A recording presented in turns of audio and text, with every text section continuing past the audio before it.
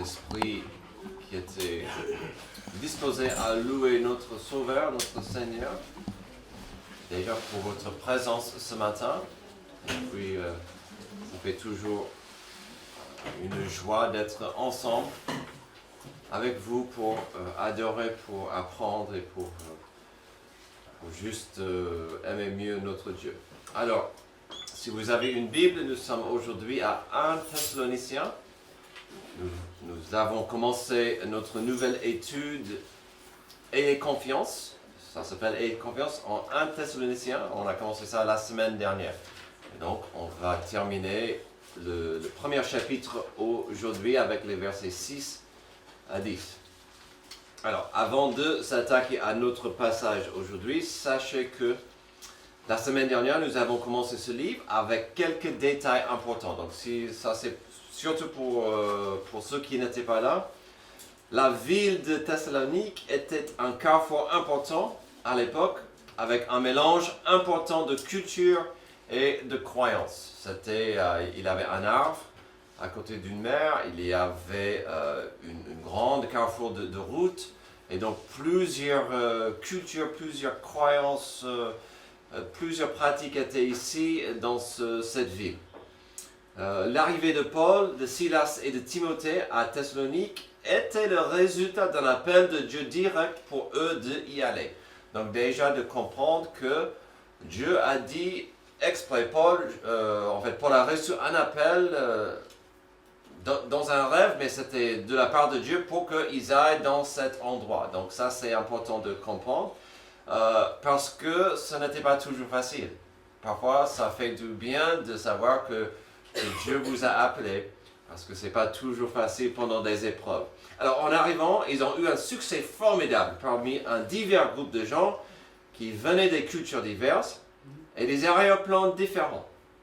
Ces gens étaient prisonniers aux religions diverses, y compris l'idolâtrie, mais ils sont venus à Jésus avec joie. Et donc, ils étaient ravis de venir à Jésus, de devenir des disciples de Jésus et de former cette église. Malheureusement, il y avait énormément de résistance et opposition de certains, et Paul a dû fuir, il a dû quitter la ville en hâte. Et donc, il a écrit cette lettre afin de les encourager à rester sur la bonne voie de Jésus-Christ et de rester dans sa volonté. Comme dans toutes ses lettres aux églises, Paul va éventuellement faire des avertissements, des corrections, des choses que ces gens devaient comprendre. Mais ici, dans notre passage, on est toujours dans la partie de l'encouragement. Et quel encouragement on découvrira aujourd'hui? Il va leur rappeler de leur naissance, puis leur croissance dans la foi. Donc vraiment, le avant et après, cette idée. Et franchement, si toutes les églises que Paul a commencées pouvaient avoir le même début que celle de Thessalonique, si dans notre ère moderne, tous les projets d'implantation d'églises commençaient comme cette église-là. Aujourd'hui, on va découvrir dans les derniers versets du chapitre 1 une sorte de plan d'action. Un schéma pour comprendre comment une église peut avancer, même faire une différence dans ce monde obscur. Un modèle, si vous voulez, de comment un projet peut briller dans l'obscurité, comment une église peut faire une différence dans une région, dans une ville, dans la vie des gens. Mais avant ça, j'aimerais que nous regardions une petite vidéo sur des citrouilles géantes. Bah oui, si on peut couper la lumière et on va regarder ça brièvement.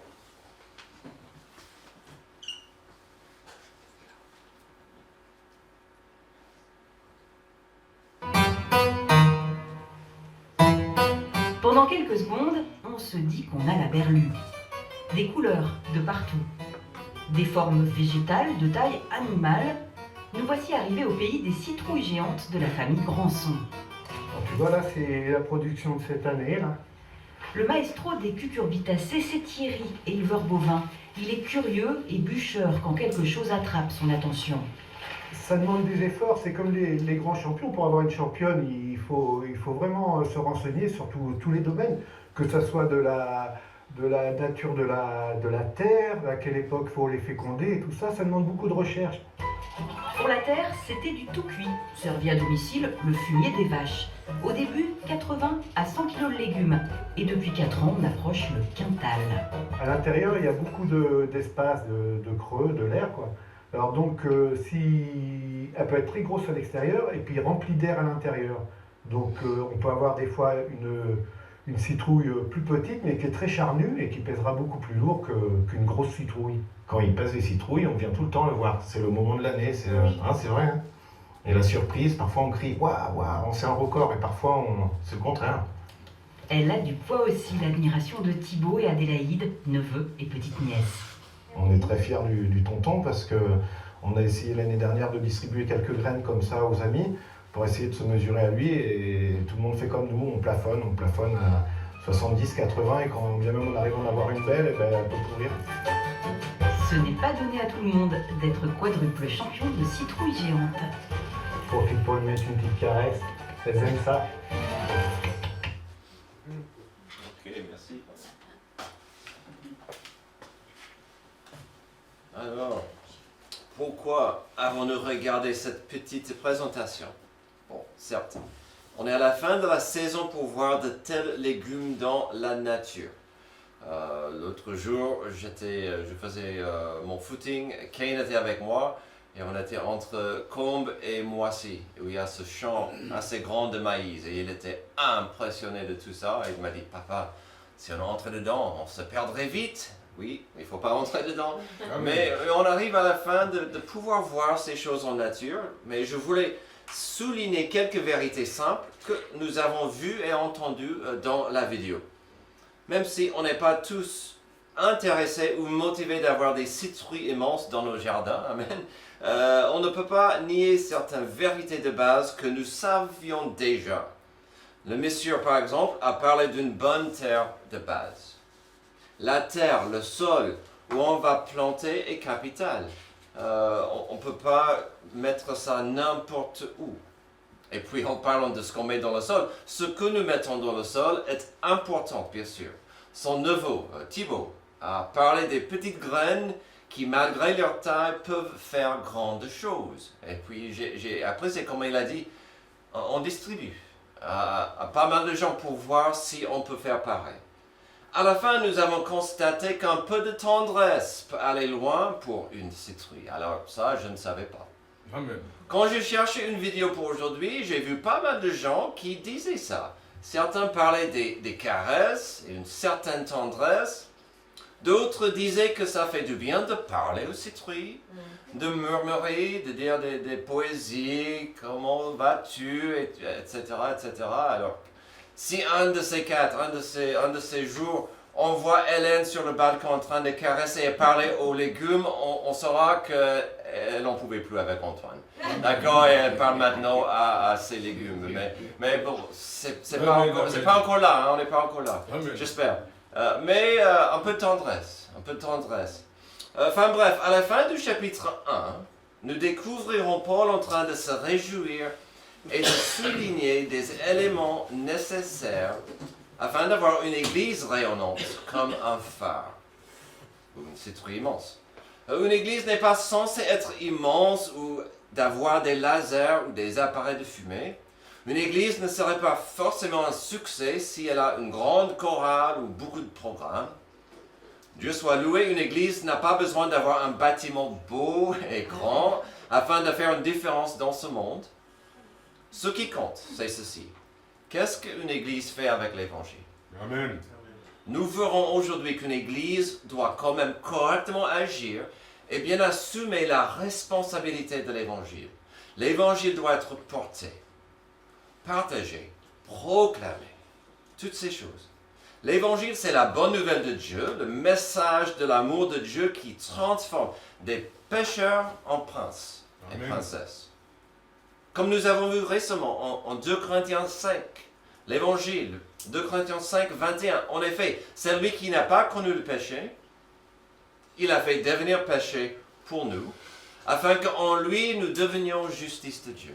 Amen. Un échange incroyablement impossible, mais c'est la grâce et l'amour de Dieu, ça c'est l'évangile. Notre responsabilité envers l'évangile est ce qui compte. Donc, découvrons ce que la Bible explique est vraiment important vis-à-vis de la transmission de l'Évangile pour sauver notre monde. Il y aura de l'espoir pour ce monde perdu tant que l'Évangile peut avoir une réception fervente. Verset 6.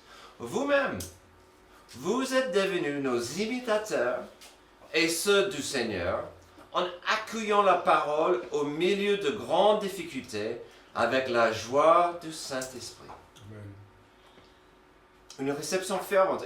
C'est incroyable ce qu'il dit là. Dans les 2 versets précédents, Paul a affirmé, versets 4 et 5, ce qu'on a vu la semaine dernière, que Dieu a choisi ces gens pour devenir ses enfants adoptifs. Il a ajouté que l'Évangile les a transformés parce que Dieu a agi dans leur vie par sa puissance. Mais pour que la puissance de Dieu agisse dans la vie de quelqu'un, la personne doit tout de même être ouverte à la volonté de Dieu. Dieu ne forcera jamais quelqu'un de l'accepter. Et c'est là où l'apôtre Paul voulait en venir. Oui, l'Évangile est là. Elle est la puissance de Dieu. Oui, l'Esprit Saint peut convaincre dans le cœur des gens. En même temps, le cœur en question devrait, à un moment donné, s'ouvrir à Dieu avec une réception fervente. D'accepter avec joie, par la foi, ce que Dieu nous donne. Et donc, qu'est-ce qu'il dit au verset 6? Avec générosité, vous avez accueilli la parole puissante et précieuse de Dieu. Et n'oublions pas, malgré les circonstances pénibles, car en quelques semaines, il y avait une émeute, il y avait les gens jetés en prison quasiment, à cause de cette nouvelle église. Malgré l'épreuve que ça a amené, la réception qu'ils ont donnée à l'évangile était grande et ouverte. Cet accueil a produit des fruits magnifiques, des fruits tangibles. Comme l'action donnée ici, c'est d'imiter. Il a dit, vous êtes des imitateurs. Nous avons dans le verset ce mot imitation, imitateur. Dans ce mot se trouve l'idée déjà de suivre quelqu'un. Vous êtes les imitateurs. Vous nous avez suivis. Il y a cette notion de suivre. C'est un bon début de suivre Jésus-Christ. Mais en plus de suivre, il y a l'idée, dans l'idée d'imiter, c'est suivre, mais aussi de faire semblant, d'imiter, de faire la même chose. Selon le dictionnaire, ça veut dire de chercher à reproduire ou prendre pour modèle ou exemple. Donc, c'est lourd de dire merci, vous avez été nos imitateurs à nous et à Jésus. Vous avez suivi le chemin, vous avez imité, vous avez essayé de faire la même chose. C'est pourquoi dans le grand commandement de Jésus et dans notre but se trouve cette stratégie, pas juste de suivre Jésus, mais qu'il y ait aussi l'imitation. Allez donc faites de toutes les nations des disciples, baptisez-les au nom du Père, du Fils et du Saint-Esprit. Ça, c'est suivre Jésus. Mais on doit faire comme Jésus. On doit être ses imitateurs. Et donc il dit, enseignez-leur à quoi? À mettre en pratique tout ce que je vous ai enseigné. Puis, bien sûr, le résultat de ça, c'est la joie qui vient du Saint-Esprit. J'aime bien comment il a terminé le verset 6. Vous avez accueilli avec grâce et générosité la parole. Vous êtes devenus nos imitateurs, pas que nous, mais Dieu. Et après, qu'est-ce qui s'est arrivé? La joie. La joie. En principe, la joie va suivre toutes ces choses. Le résultat de ça, c'est la joie qui vient du Saint-Esprit. Car la joie du Saint-Esprit arrive quand on est né de nouveau et transformé par la grâce de Dieu. Et n'oublions jamais combien cette joie est contagieuse quand Dieu nous sauve. Amen. Ces derniers mois, ces 2-3 dernières années, on a eu le privilège de voir les gens viennent à Jésus. J'aime bien de voir cette joie d'un enfant même si c'est un adulte, qui dit « Mais c'est incroyable, je me sens pur et propre et nouveau. J'avais plus d'angoisse et j'avais une paix. » Ça, c'est la joie du Saint-Esprit. Ça, c'est la joie de Dieu. Et donc, il doit y avoir une réception fervente. Il y aura de l'espoir pour ce monde perdu tant que l'Évangile peut avoir cette réception fervente aussi, tant que l'Évangile peut avoir une reproduction fructueuse. Verset 7. Ainsi vous êtes devenus un modèle pour tous les croyants de la Macédoine et de la... Aide-moi. Achaïe, merci. En effet, non seulement la parole du Seigneur a retenti depuis chez vous en Macédoine et en Achaïe, mais c'est aussi partout que votre foi en Dieu s'est fait connaître de sorte que nous n'avons pas besoin d'en parler. Quel passage! Une reproduction fructueuse. La reproduction. Si une église est vivante, et elle est, si une église est le corps de Christ, et elle est, si l'église est censée grandir, et elle devrait aussi montrer des signes de la reproduction. Bien sûr, une définition complète aura le côté biologique, scientifique, fonction par laquelle les êtres vivants se reproduisent, action de se reproduire. Puis il y a la définition basique, action de reproduire fidèlement une chose existante. J'espère que dans notre but, dans le grand commandement, vous avez compris. Après le salut, après le baptême, c'est l'enseignement. Ça c'est la reproduction. Enseigner aux gens comment être plus comme Jésus. Ici, on voit une reproduction fructueuse du plan de Dieu, de sa rédemption. Oui, il s'agit de son message, mais Dieu veut que nous l'annoncions. Puis, que dit-il au verset 7 par rapport à eux et d'autres chrétiens? Vous êtes devenus un modèle pour d'autres chrétiens. Ces gens peuvent regarder vers vous et dire « Ah, ça c'est correct. Et nous avons envie de faire comme ça. » Parfois on peut... Est-ce que je le dirais? Oui. Parfois on peut aller dans une église. On dit « Ok, c'est pas pour moi. Si ça fonctionne pour vous, allez-y. Mais est-ce que ça c'est vraiment la meilleure façon d'avancer l'évangile? Mais là, les gens pouvaient regarder à cette église et dire, ça c'est magnifique. On veut faire comme ça. Alors, mes amis, est-ce qu'il y a une responsabilité plus lourde que ça pour une église? Mais à la fois une joie plus magnifique. Alors, j'ai dit église, mais je pourrais dire la même chose pour un parent, pour un enseignant, pour un adulte, de dire, je veux montrer aux autres la voie, la vérité, le chemin, la vie de Dieu. Quelle responsabilité! Nous avons une responsabilité lourde de montrer aux autres la voie et de porter bien le message de l'Évangile. Mais à la fois, ça nous donne une joie magnifique de dire, j'étais fidèle à l'appel, j'ai transmis ce message correctement aux autres. Donc ça commence sous nos toits, mais aussi à l'église, c'est important. Et regardons encore la fin du verset 8.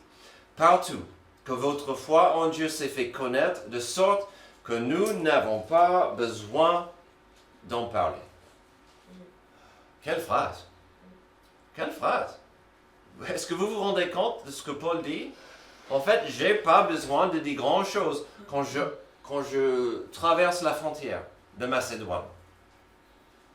Je pourrais, mais je n'ai pas besoin. Parce que votre lumière brille. Amen. Votre message se répand. Alors, grosso modo, il y a deux sortes de dirigeants dans le monde. Il y a deux sortes de leaders. Ceux qui arrivent au sommet et s'installent sur le trône et disent « Yes, ça c'est ma place. venez à moi, à genoux. Non, venez à moi et je vais vous bénir. Je vous bénirai. Que tout le monde vienne à moi. Puis il y a d'autres qui comprennent que la richesse, la sagesse, la connaissance qu'ils ont, ce n'est pas pour garder comme un dealer. Non, la joie d'un ambassadeur vient quand tout le monde autour comprend et communique le même message.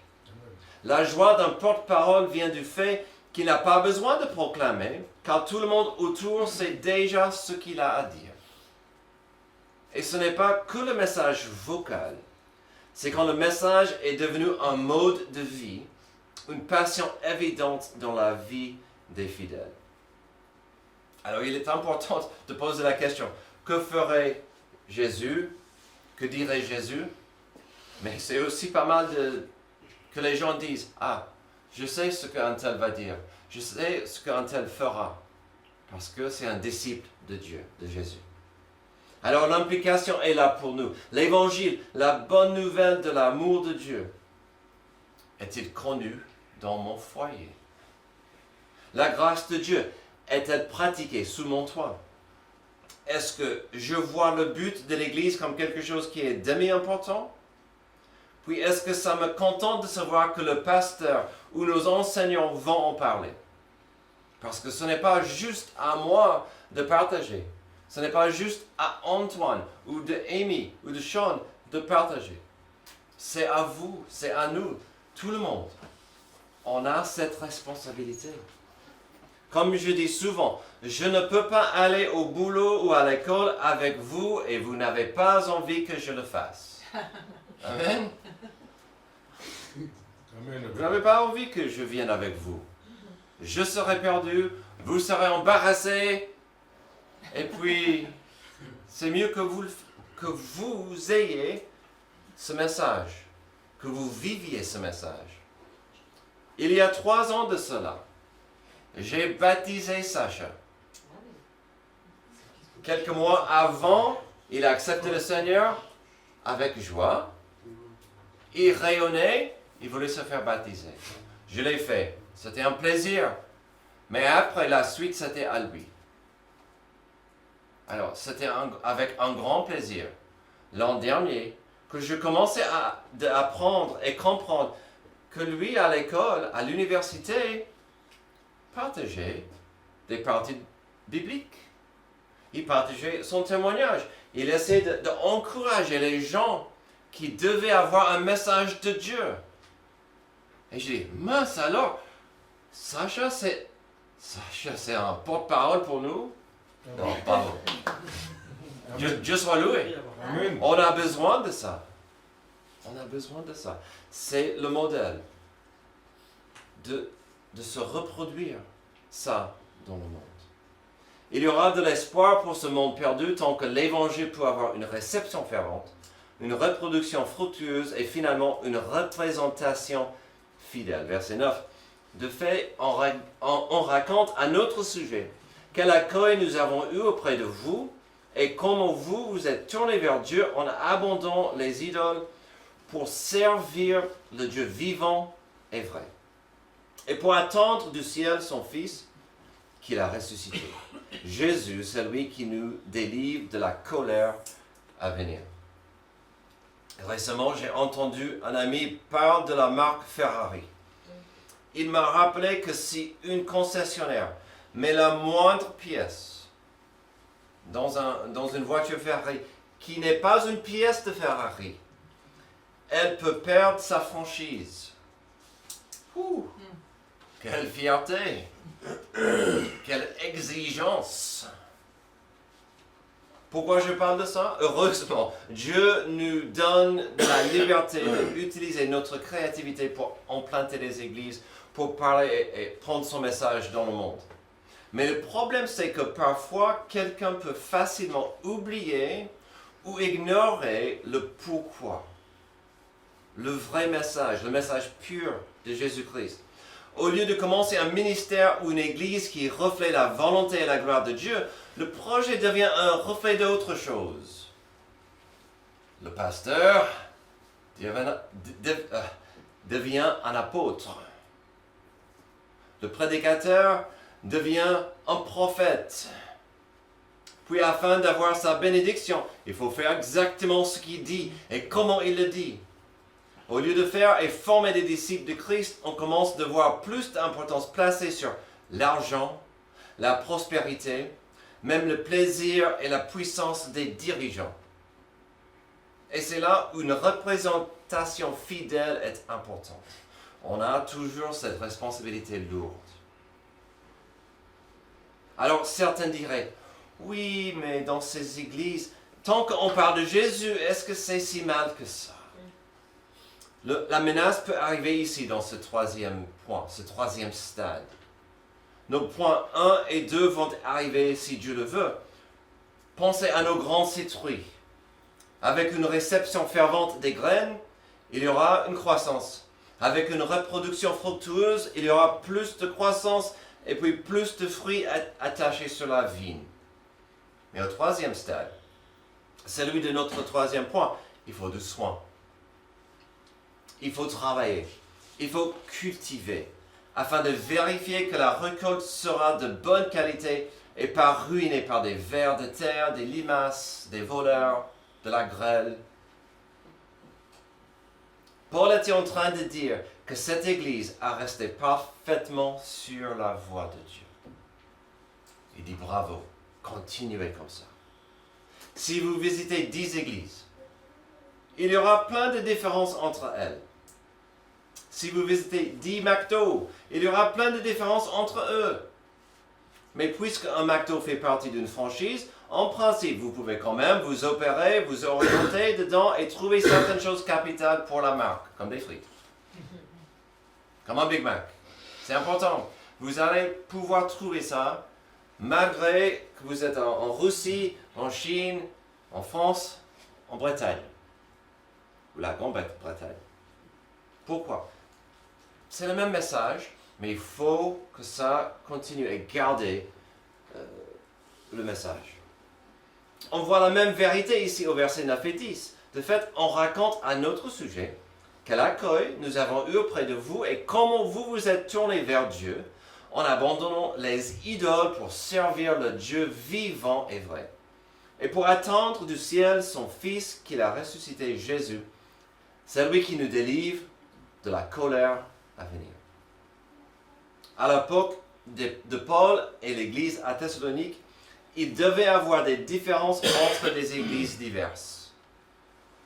L'église à Jérusalem était différente que l'église à Corinthe, comme celle ici. Mais qu'est-ce qui comptait vraiment? Quelle était une représentation fidèle d'une communauté de chrétiens? Ce qu'on voit au verset 9, c'est-à-dire une vraie repentance. C'est ça ce qu'on voit au verset 9.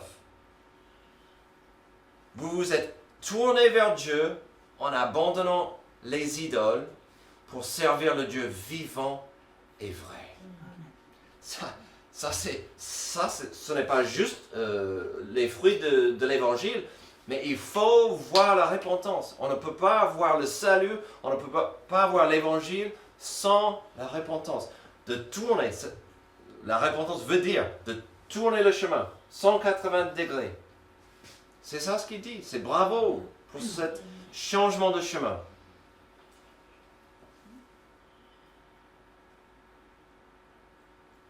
Puis après la repentance, et puis pas qu'une repentance, mais après la repentance, il parlait d'un service à Dieu.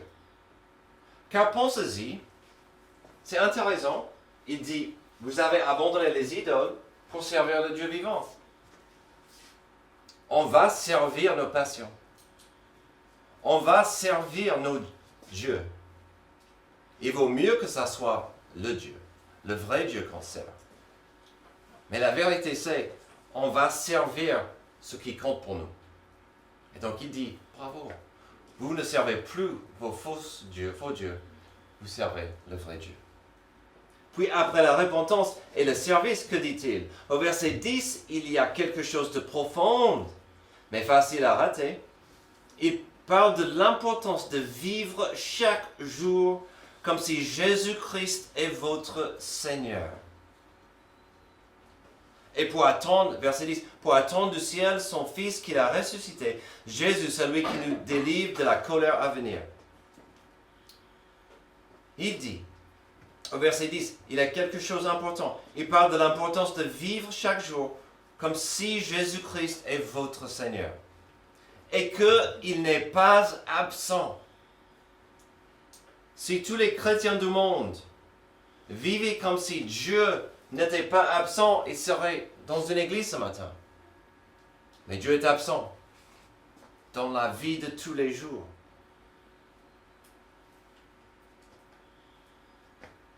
Mon Seigneur revient. Donc je vivrai comme si ça pourrait être aujourd'hui. Il n'est pas absent. Mon Seigneur était mort à ma place, mort. Mais selon ce verset, Dieu le Père l'a ressuscité. Il n'est pas absent. Mon Seigneur va m'épargner de la justice horrible qui arrivera un jour. Il n'est pas absent. Il y a pas mal de gens dans ce monde qui diraient qu'une telle position, une telle attitude fera de moi un fou, un cinglé.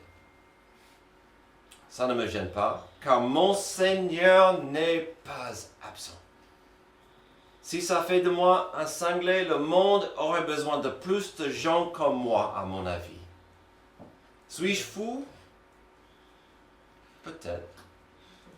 Parce que je compte sur l'idée, l'importance de mieux aimer Dieu, profondément, et de mieux aimer mon prochain, pratiquement. Si ça fait de moi un fou, le monde a besoin de plus. C'est folie. Le monde aurait besoin de plus de gens, ceux qui essaient de vivre selon les principes de Jésus et selon le pouvoir de son Esprit Saint.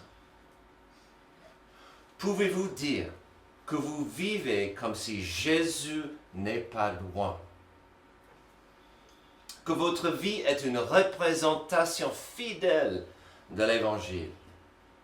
Telle est la question pour nous tous. Et on verra au fur et à mesure, le plus qu'on avance dans cet épître, que l'arrivée de Jésus, la présence de Jésus, la réalité de Jésus était en question. C'est important de savoir. Aujourd'hui, nous avons regardé la fin du chapitre 1 comme un modèle pour nous. Pouvons-nous dire que nos 3 points sont en jeu pour notre Église, pour nos vies, pour nos projets? Est-ce que l'Évangile a une réception fervente, une reproduction fructueuse et une représentation fidèle? Nous avons commencé aujourd'hui un peu dans le contexte de la ferme, un peu de jardinage et des lois de la science et l'agriculture. Mais comment ne pouvais-je pas penser à la parabole du semeur dans ce cas? Car n'avons-nous pas trouvé Paul en train de souligner l'importance de ce que Jésus nous a enseigné dans la parabole? Dans la parabole du semeur que nous avons vue l'an dernier au Marc 4, il y a la semence qui est la parole de Dieu. Elle est petite, mais elle contient une puissance incroyable, miraculeuse. Le semeur, il sème, il jette des graines à gauche et à droite, et cela tombe où? Partout. Partout. Mais selon l'histoire, d'abord sur le chemin. Alors, le chemin, c'est pas idéal. Le chemin est dur, et puis on va marcher dessus. Les graines ne peuvent pas entrer, et Jésus a ajouté. Et donc, dans ce cas, c'est trop facile pour l'ennemi de venir et d'enlever. Il a dit clairement, quand il a expliqué la parabole, il a dit, ça c'est l'ennemi, ça c'est les démons qui vont chercher les graines, la parole de Dieu, pour enlever les gens. Les graines qui tombent sur le chemin. Après, la semence précieuse va tomber dans la terre rocailleuse. Il y a un peu de vie, un peu de croissance quand même. C'est magnifique de voir, ça pousse vite. Mais il a dit, il n'y a pas vraiment de la terre profonde. Des racines ne peuvent pas vraiment descendre et prennent place. Et donc, au fur et à mesure, assez vite, il n'y a plus de signes de vie dans la terre rocailleuse. Les graines aussi prennent racine dans ce qui semble être un sol promettant, mais la croissance initiale est étouffée par des ronces, des buissons, par toute la végétation autour. Il n'y a pas assez. Finalement, il y a une croissance belle et forte, car des graines tombent dans un bon sol. Et là, la plante se reproduit et se multiplie merveilleusement. Aujourd'hui, nous avons vu ces vérités dans l'histoire d'une église. Et nous avons vu comment ces trois actions et ces valeurs sont importantes pour le développement d'un ministère et la propagation de l'évangile. Il faut une réception fervente, une reproduction fructueuse et une représentation fidèle après. Que ça continue. Peut-être vous allez me dire, oui, mais comment ça me regarde, moi? La réponse est simple. Sachant que la parole de Dieu est vivante et transformante, quelle est ma réponse aujourd'hui à Dieu?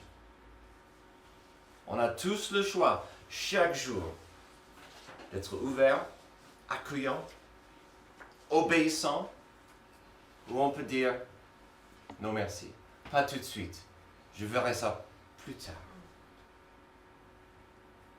Est-ce que je fais un accueil chaleureux à la parole? Suis-je dans une position de reproduire des valeurs de Jésus dans ma vie? Je ne peux pas répondre à votre place, mais que chacun de nous aujourd'hui pose la question. Quelle est ma réponse aujourd'hui à la voix de Dieu? Prions. Merci Dieu pour ce passage qui nous encourage que une église peut faire une différence. Et ta parole est puissante et transformante. Aide-nous à être des gens qui accueillent, qui aimeraient être disponibles et même soumis à ta voix, à ta parole, à ta volonté. Pour que cette église, pour que cette communauté aille devant et brille pour toi. C'est dans le nom merveilleux de Jésus, notre Sauveur, que j'ai prié. Amen. Levez-vous pour notre dernière